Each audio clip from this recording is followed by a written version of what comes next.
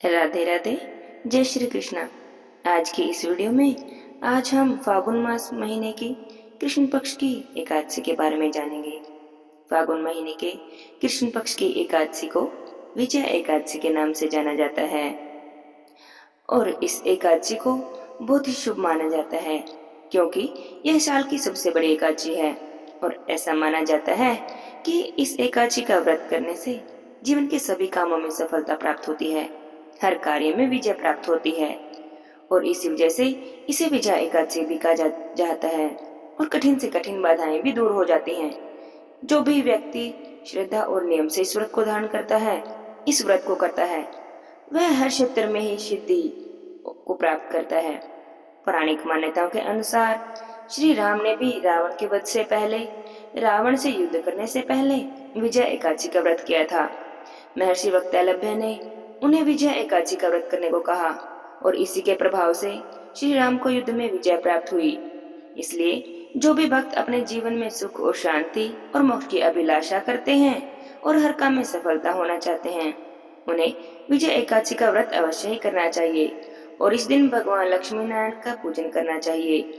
आज की इस वीडियो में हम जानेंगे कि विजय एकादशी 2025 में कब रहेगी, पूजा विधि क्या रहेगी, पूजा का शुभ मुहूर्त तथा पूजा का शुभ समय क्या रहेगा, राहु काल किस समय से किस समय तक रहेगा और व्रत का पारण हमें कब करना है, व्रत का पारण हमें कैसे करना है।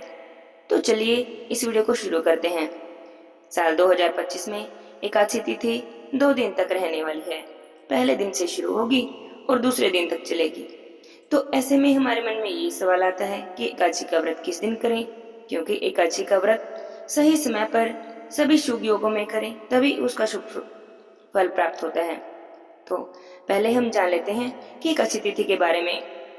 साल 2025 में एकादशी तिथि का प्रारंभ होगा 23 फरवरी यानी रविवार की दोपहर को 1:55 से और एकादशी तिथि समाप्त होगी 24 फरवरी को सोमवार की दोपहर 1:44 पर।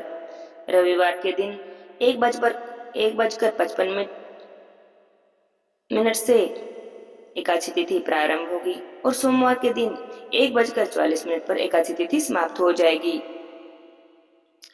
और उसके बाद से ही द्वादशी तिथि प्रारंभ हो जाएगी। एकादशी व्रत रखना शुभ होता है जब एकादशी और द्वादशी दोनों तिथियों का संयोग हो, इसलिए 24 फरवरी यानी सोमवार को ही विजया एकादशी का व्रत रखना शुभ रहेगा।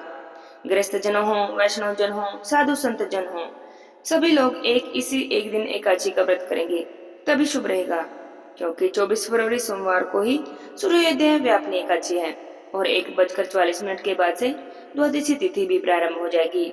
चलिए अब जान लेते हैं 24 फरवरी सोमवार के शुभ और अशुभ समय के बारे में।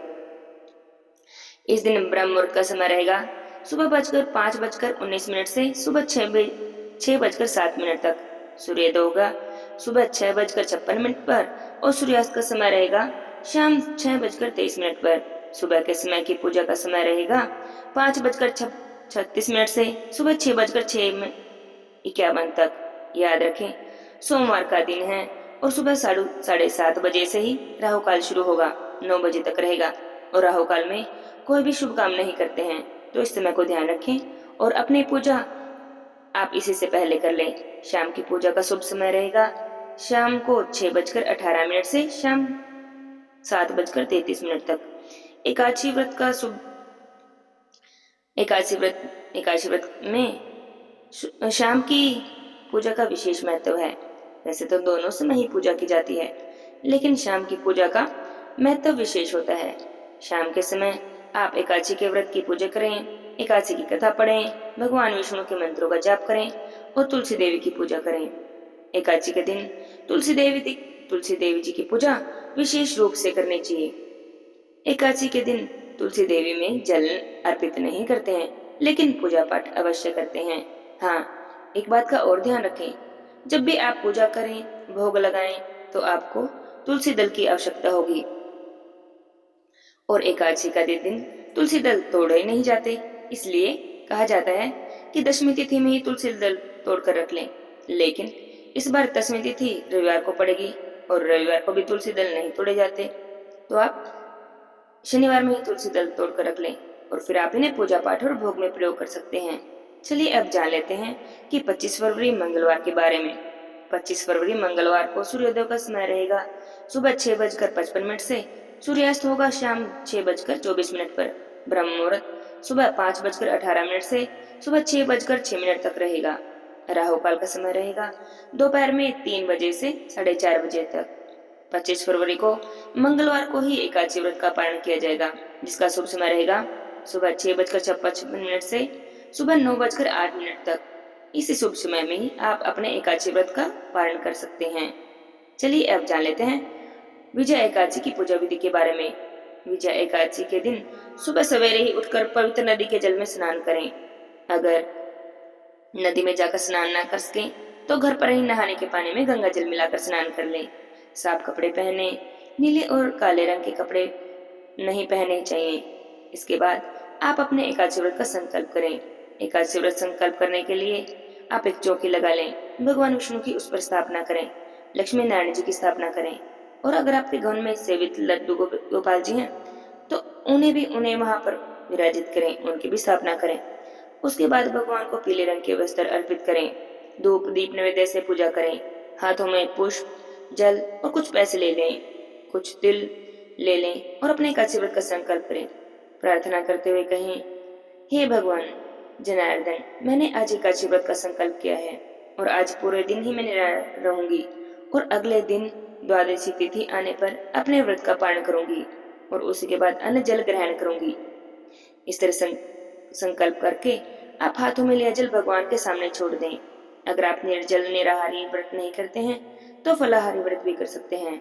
इसके बाद विधि विधान से भगवान लक्ष्मी नारायण का पूजन करें, एकादशी व्रत की कथा को पढ़ें या सुनें। पूरे दिन एकादशी व्रत का पालन करें, विधि पूर्वक करें, अपने में भगवान विष्णु के मंत्रों का उच्चारण करते रहें।